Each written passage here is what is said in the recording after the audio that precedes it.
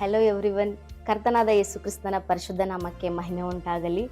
ಹೊಸ ಮಾರ್ಗ ಸಭೆ ಎಂಬುದಾಗಿ ಹೇಳುವಾಗಲೇ ಒಂದು ಸಂತೋಷ ಹಾಗೂ ಹೆಮ್ಮೆ ತರುವಂತ ವಿಷಯ ನನಗಾಗಿದೆ.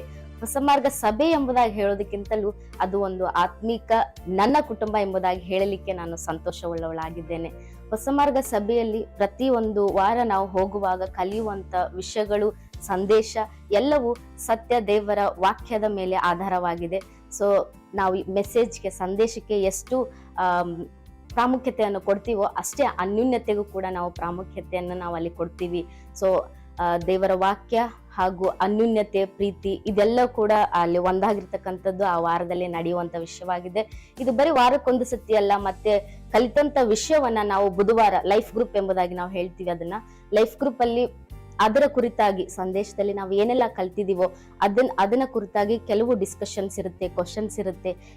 ಅವರವರು ಒಂದೊಂದು ಪಾಯಿಂಟ್ಸ್ ಗಳಲ್ಲಿ ಬಂದಿರ್ತಾರೆ. ಏನಾದ್ರೂ ಕ್ವಶನ್ಸ್ ಇರುವಾಗ ಹೇಳುವಾಗ ಅವರು ಯಾವ ರೀತಿಯಾಗಿ ಅದನ್ನ ಅರ್ಥ ಮಾಡ್ಕೊಂಡ್ರು ಎಂಬುದಾಗಿ ತಿಳಿಸುವಾಗ ಮತ್ತೆ ಹೊಸ ವಿಷಯಗಳನ್ನ ನಾವು ಕಲಿತೀವಿ ಅಲ್ಲಿ. ಹೆಚ್ಚಾಗಿ ಹೇಳ್ಬೇಕಂದ್ರೆ ಆ ದಿನ ಕೇಳಿರ್ತಕ್ಕಂಥದ್ದು ಅದು ಅಷ್ಟು ಬೇಗ ನಮಗೆ ಮರ್ತು ಹೋಗೋದಿಲ್ಲ. ಒಂದು ವಿಷಯದಲ್ಲಿ ನಾವು ಬಿದ್ದು ಹೋಗಿದೀವಿ, ಇಲ್ಲ ಒಂದು ವಿಷಯ ನಾವು ಮರ್ತಿದೀವಿ ಅನ್ನೋಷ್ಟ್ರಲ್ಲಿನೇ ಮತ್ತೆ ಬುಧವಾರ ಹೊಸ ವಿಷಯಗಳೊಟ್ಟಿಗೆ ನಾವು ಮತ್ತೆ ಅಲ್ಲಿ ಭೇಟಿ ಆಗ್ತೀವಿ. ಮತ್ತೆ ಅನೇಕ ವಿಷಯಗಳನ್ನ ನಾವು ಕಲಿತು ಅದು ಆಶೀರ್ವಾದಕರವಾದ ರೀತಿಯಲ್ಲಿ ನಮಗೆ ಅದು ನಡೆಸಲ್ಪಡುತ್ತದೆ. ಮತ್ತೆ ಅದೇ ರೀತಿಯಾಗಿ ವುಮೆನ್ಸ್ ಮೀಟಿಂಗ್ ಆಗಿರಬಹುದು. ಮತ್ತೆ ಈ ಲೋಕದಲ್ಲಿ ಕಷ್ಟ ಸಂಕಟಗಳು ಎಷ್ಟೋ ಇದ್ದಾಗಿಯೂ ಕೂಡ ನಮಗೆ ಬರೀ ಸ್ಪಿರಿಚುವಲ್ ಆಗಿ ಮಾತ್ರವಲ್ಲದೆ ಭೌತಿಕವಾದ ಒಂದು ಕಾರ್ಯಗಳಿಗೂ ಕೂಡ ಸಂಧಿಸುವಂತಹ ವಿಷಯಗಳು, ಅದು ಕೌನ್ಸಿಲಿಂಗ್ ಆಗಿದೆ. ಸೊ ನಾವು ಅನೇಕ ವಿಷಯಗಳಲ್ಲಿ ಒಂದು ಮನಸ್ತಾಪ, ಕ್ಷಮೆ ಇಲ್ಲದೆ ಈ ರೀತಿಯಾಗಿ ಕೆಲವು ಗೊಂದಲಗಳಲ್ಲಿ ಇರುವಾಗಲೂ ಕೂಡ ದೈವಿಕವಾದಂತ ಒಂದು ಕೌನ್ಸಿಲಿಂಗ್ ಮುಖಾಂತರ ನಮ್ಮನ್ನು ಮತ್ತೆ ಸಮಾಧಾನ ಪಡಿಸಿ ಮತ್ತೆ ಅದೆಲ್ಲ ಪ್ರಾಬ್ಲಮ್ ಸಾಲ್ವ್ ಮಾಡಿ ಮತ್ತೆ ಯಾವ ರೀತಿ ನಾವು ಮುಂದೆ ಹೆಜ್ಜೆ ಹಾಕಬೇಕೆಂಬುದಾಗಿ ಹೇಳಿ ಎನ್ಕರೇಜ್ ಇಂದ ಪ್ರೋತ್ಸಾಹಿಸುವಂತದ್ದು ನನ್ನ ಹೊಸ ಮಾರ್ಗ ಕುಟುಂಬವಾಗಿದೆ. ಸೊ ಈ ಕುಟುಂಬದಲ್ಲಿ ನನ್ನ ಸಭಾಪಾಲಕರು ಮತ್ತೆ ಸಭೆಯಲ್ಲಿ ಇರ್ತಕ್ಕಂಥವ್ರು ಎಲ್ಲರೂ ಒಂದು ದೇವರ ದೈವಿಕ ಒಂದು ಕುಟುಂಬ, ಅಣ್ಣ ತಮ್ಮಂದಿರು, ಅಪ್ಪ ಅಮ್ಮ, ಸಹೋದರರು, ಈ ರೀತಿಯಾದ ಒಂದು ಸ್ಟ್ರಾಂಗ್ ಆಗಿ ಆ ಒಂದು ಸಂಬಂಧ ಇದೆ ಎಂಬುದಾಗಿ ನಾನು ಫೀಲ್ ಮಾಡಿದ್ದೀನಿ. ಆ ರೀತಿಯಾಗಿ ಇರುವುದು ನನ್ನ ಒಂದು ಏನ್ ಹೇಳ್ತಾರೆ, ನನಗೆ ಅದು ಬ್ಲೆಸ್ಸಿಂಗ್ ಆಗಿದೆ. ಸೊ ಅದನ್ನ ಹೇಳಕ್ಕೆ, ನನಗೆ ಎಕ್ಸ್ಪ್ರೆಸ್ ಮಾಡಕ್ಕೆ ಗೊತ್ತಿಲ್ಲ, ಬಟ್ ಅದನ್ನ ಅನುಭವಿಸಿದ್ರೆ ನನ್ಗೆ ನಿಮಗೂ ಗೊತ್ತಾಗುತ್ತೆ ಮೇ ಬಿ. ಸೊ ಇಲ್ಲಿ ಏನ್ ಹೇಳಕ್ ಬರ್ತಾ ಇದೀನಿ, ಇದೆಲ್ಲ ಯಾಕೆ ನಾವು ಮಾಡ್ತಾ ಇದೀವಿ ಅಂದ್ರೆ, ಈ ಯೇಸು ಸ್ವಾಮಿ ಈ ದಿನ ಈ ಗಳಿಗೆನೆ ಬಂದ್ರೆ ನಾವು ನಿಜವಾಗ್ಲೂ ಸಿದ್ಧರಾಗಿದ್ದೇವಾ ಎಂಬ ಪ್ರಶ್ನೆ ಒಟ್ಟಿಗೆ ನಾವು ದಿನನಿತ್ಯವೂ ನಮ್ಮನ್ನು ನಾವು ಕರೆಕ್ಷನ್ ಮಾಡಿಕೊಂಡು ನಾವು ನಡೆಯುವಂಥದ್ದು, ಆತನ ಬರೋಣಕ್ಕಾಗಿ ನಮ್ಮನ್ನು ನಾವು ಸಿದ್ಧಪಡಿಸಿಕೊಳ್ಳುವಂಥದ್ದು ಈ ಹೊಸ ಮಾರ್ಗ ಸಭೆಯಲ್ಲಿ ನಾವು ಕಲಿಯುವಂತ ವಿಷಯವಾಗಿದೆ. ಸೊ ಹೆಚ್ಚಾಗಿ ದೇವರ ರಾಜ್ಯದ ಕುರಿತಾಗಿ ನಾವು ಇದಕ್ಕೆ ಮುಖ್ಯ ಉದ್ದೇಶ ಅಂದ್ರೆ ಹೊಸ ಮಾರ್ಗ ಸಭೆಯಲ್ಲಿ ನಾವು ಪ್ರಾಮುಖ್ಯತೆ ಕೊಡುವಂತ ವಿಷಯ ದೇವರ ರಾಜ್ಯ. ಮೊದಲು ದೇವರ ರಾಜ್ಯ. ಸೊ ದೇವರ ರಾಜ್ಯವನ್ನು ಕಟ್ಟುವುದಕ್ಕಾಗಿ ಮತ್ತೆ ದೇವರ ರಾಜ್ಯಕ್ಕಾಗಿ ದುಡಿಬೇಕು.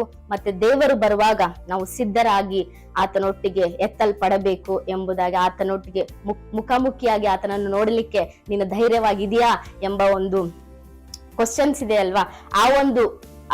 ಆ ಒಂದು ಕ್ವಶನ್ ಇಂದ ಅಂದ್ರೆ ಪ್ರತಿದಿನವೂ ನಾವು ನಡೆಯುವಂಥದ್ದೇ ಕಲಿಯುವಂಥದ್ದು ಈ ಹೊಸ ಮಾರ್ಗದಲ್ಲಿ. ನಾನು ಹೊಸದಾಗಿ ಕಲ್ತಿರ್ತಕ್ಕಂಥ ವಿಷಯ, ಹುಟ್ಟಿದಾಗಿನಿಂದ ಒಂದು ಕ್ರೈಸ್ತ ಕುಟುಂಬದಲ್ಲೇ ಇದ್ರೂ ಕೂಡ ಅನೇಕ ಚರ್ಚ್ಗಳು ಹೋಗಿದಾಗಿ ಕೂಡ ನಾನು ಮದುವೆ ಆದ ಮೇಲೆ ಹೊಸ ಮಾರ್ಗ ಸಭೆಗೆ ಬಂದ ಮೇಲೆ ಏನು ನನ್ನ ಮುಖ್ಯ ಉದ್ದೇಶ, ಚರ್ಚ್ಗೆ ಹೋಗುವಂತದ್ದಾಗ್ಲಿ, ಕ್ರೈಸ್ತ ಜೀವಿತವನ್ನು ಯಾವ ರೀತಿಯಾಗಿ ನಾನು ಜೀವಿಸ್ಬೇಕೆಂಬುದಾಗಿ ಏನು ಉದ್ದೇಶ, ಅದು ಸುಮ್ನೆ ಕ್ರೈಸ್ತರಾಗಿದ್ದೀವಿ ಚರ್ಚ್ಗೆ ಹೋಗ್ಬೇಕಾ, ಆ ರೀತಿಯಾಗಿರ್ಬೇಕಾ ಎಂಬುದಾಗಿ ಇತ್ತು. ಆದ್ರೆ ಈ ಹೊಸ ಮಾರ್ಗ ಸಭೆಗೆ ಬಂದ ಮೇಲೆ ಮುಖ್ಯ ಉದ್ದೇಶ ಏನೆಂಬುದಾಗಿ ನಾವು ತಿಳಿದುಕೊಂಡದ್ದು ಒಂದೇ, ದೇವರ ರಾಜ್ಯ. ಮೊದಲು ದೇವರ ರಾಜ್ಯಕ್ಕಾಗಿ, ನೀತಿಗಾಗಿ ತವಕ ಪಡ್ರಿ, ಅದರೊಟ್ಟಿಗೆ ನಿಮ್ಗೆಲ್ಲ ಕೊಡುತ್ತದೆ ಎಂಬುದಾಗಿ ದೇವರ ವಾಕ್ಯ ಹೇಳಿದ ಪ್ರಕಾರ ಆ ವಾಕ್ಯದ ಆಧಾರದ ಮೇಲೆ ಈ ಒಂದು ಸಭೆಯಲ್ಲಿ ನಾವು ಕಲಿಯುವಂಥದ್ದು, ಬೆಳೆಯುವಂಥದ್ದು ಎಲ್ಲವೂ ಮೊದಲನೇದಾಗಿ ದೇವರ ರಾಜ್ಯ, ಆಮೇಲೆ ಅದರೊಟ್ಟಿಗೆ ನಾವು ಇಲ್ಲಿ ಸಂತೋಷ, ಸಮಾಧಾನ ಎಲ್ಲವನ್ನು ಕೂಡ ನಾವು ಕಲಿತು ನಡೆಯುವಂಥದ್ದಾಗಿದೆ. ಸೊ ಈ ರೀತಿಯಾಗಿ ಈ ಹೊಸ ಮಾರ್ಗದಲ್ಲಿ ಇರುವಂತದ್ದು ನನಗೆ ತುಂಬಾ ಸಂತೋಷ ಹಾಗೂ ಬ್ಲೆಸ್ಸಿಂಗ್ ಆಗಿದೆ. I am so blessed and I praise my God. Thank you so much. I am glad to be here. யாவரையும் ஆண்டவராக இயேசு கிறிஸ்துவின் நாமத்தினால வாழ்த்துகிறேன். எல்லாரையும் பார்க்கறதுல ரொம்ப சந்தோஷம். இந்த நாளில் கூட இந்த ஒரு சாட்சி சொல்ல ஆண்டவராக இயேசு கிறிஸ்து ஒரு வாய்ப்பு கொடுத்திருக்கிறார். அவருக்கு நான் நன்றிகளை செலுத்துகிறேன். அது மாத்திரம் இல்லாம ಹೊಸ ಮಾರ್ಗ ಸಭೆயும் இந்த சாட்சியை பகிர்ந்து கொள்ள ஒரு வாய்ப்பை கொடுத்தாங்க. அவங்களுக்கும் நான் நன்றிகளை செலுத்துகிறேன். என் பேர் ரகு, இவங்க என்னுடைய மனைவி ரீனா.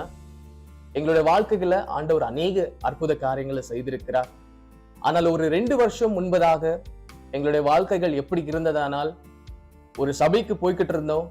ஆனா அந்த இடத்துல அநேக நேரங்களை நாங்க செலவழிச்சாலும், அநேக வேதத்தை நாங்க வாசிச்சாலும், ஜெபம் செய்தாலும் மனசுல ஒரு நிம்மதி இல்லாத ஒரு நிலைமை, உண்மையான ரட்சிப்புனா என்னன்னு தெரியாத ஒரு நிலைமையில நாங்க இருந்தோம்.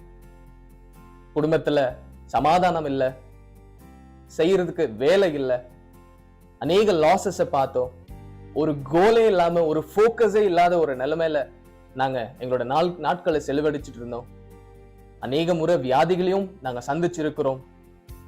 ஆனா எங்களுடைய வாழ்க்கைகள் சரியான வழியில போக முடியாத இருந்த ஒரு நிலைமையில ஒரு 2 வருஷத்துக்கு முன்பதாக கொரோனா மூமெண்ட்ல நாங்க அநேக நாட்கள் எங்களுக்கு ஒரு சபை கிடைக்காதா, எங்க வாழ்க்கை ஆவிக்குரிய வாழ்க்கையில நடத்தக்கூடிய ஒரு போதகர் கிடைக்க மாட்டாங்களா அப்படின்னு சொல்லி அநேக ஜெபத்திலையும் நாங்க இருந்தோம். அநேக நாட்கள் வெயிட் பண்ணோம். ஆனா சரியான நேரத்துல கொரோனா மூமெண்ட்ல எங்களுக்கு ஒரு சில பேர் மூலியமா பொசாமார்கா சபையை ஆண்டவர் காண்பித்தார்.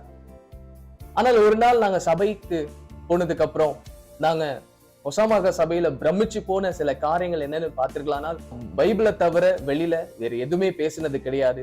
எங்களுக்கு அது புதிதா இருந்தது, எங்களுக்கு தேவையான காரியமுமாய் கூட இருந்தது. ஏன்னா நாங்க வெறும் கதைகளே கேட்டு, வெறும் ஸ்டோரிங்களை கேட்டே நாங்க வளர்ந்துட்டோம். அதனால எங்களுக்கு உண்மையான ரட்சிப்புனா என்னன்னு தெரியாத ஒரு நிலைமையில ஒசாமார்கா சபையில நாங்க வசனத்தை கேட்கும் போது அவ்வளவு சந்தோஷமா இருந்தோம். அது மாத்திரம் இல்லாம நாங்க உடைஞ்சு போன நிலைமை எல்லாத்தையும் ஆண்டவர் கட்ட ஆரம்பிச்சார். புது வேலையை கொடுத்தார், குடும்பத்துல ஒரு சமாதானத்தை கொடுத்தார். ஒவ்வொரு இடத்துலயும் ஆண்டவர் எங்களுடைய வாழ்க்கைகளை கட்ட ஆரம்பித்தார். இன்னைக்கு நீங்க பார்க்கும் போது லாயர் ஆபீஸ்ல கிளர்க்கா வேலை செய்யறேன். அது மாத்திரம் இல்லாம கொஞ்ச நாளைக்கு முன்பதாக அநேக கேள்விகள் எழும்பினது. என்ன கேள்வின்னு பார்த்தீர்களானால், என்னோட திருமண வாழ்க்கை எப்படி நடக்கும் அப்படிங்கிற ஒரு கேள்வி எல்லாம் இருந்தது. நிறைய பேர் சொன்னாங்க, எங்க போய் முடிய போகுதுன்னு தெரியல, திருமண காரியங்கள் எல்லாம் நிறைவேறாது அப்படின்னு நிறைய காரியங்கள் சொன்னாங்க. ஆனாலும் ஆண்டவராகிய இயேசு கிறிஸ்து பொசாமார்கா மூலியமா, அவருடைய கிருபையின் மூலியமா, ஆண்டவருடைய கிருபையின் மூலியமா ஒரு 3 மாதத்துக்கு முன்பதாக தான் எங்களுடைய திருமண வாழ்க்கை நடந்தது. நாங்க கல்யாணம் பண்ணிக்கிட்டு இன்னைக்கு சபையிலும் சரி, வேலை செய்கிற இடத்துலயும் சரி, குடும்பத்துக்கும் சரி ஆண்டவர் ஒரு ஆசீர்வாதமா வைத்திருக்கிறார். அது மாத்திரம் இல்லாம எங்க வாழ்க்கையில ஆண்டவர் அநேக காரியங்களை செய்திருக்கிறார். சொல்லிட்டு போனா சொல்லிக்கிட்டே இருக்கலாம். அந்த அளவுக்கு ஆண்டவர் நிறைய காரியங்களை செஞ்சிருக்கிறார். எங்க வாழ்க்கையில செஞ்ச ஆண்டவர் உங்க வாழ்க்கையும் செய்ய வல்லவரா இருக்கிறார். God bless you all.